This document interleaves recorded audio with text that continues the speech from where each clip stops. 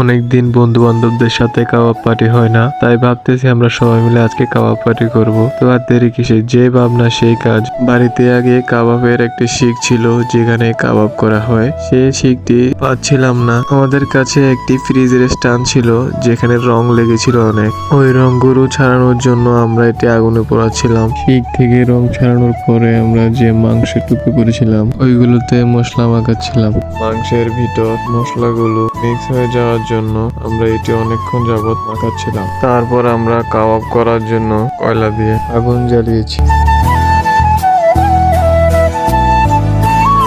কয়লাতে আগুন জ্বালানো হয়ে গেলে শিকের মধ্যে তেল লাগিয়ে নিয়েছিলাম যাতে মাংসের টুকরোগুলো শিকের সাথে আটকে না যায়।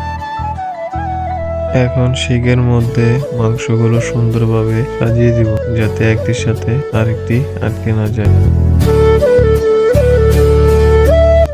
অবশেষে আমাদের কাবাব বানানো শেষ হয়েছে। এগুলোকে শিক থেকে তোলা হচ্ছে।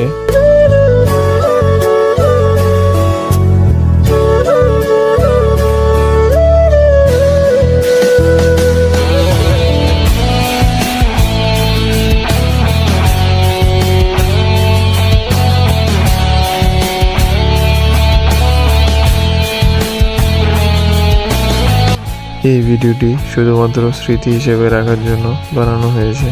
সম্পূর্ণ ভিডিওটি দেখার জন্য সবাইকে ধন্যবাদ।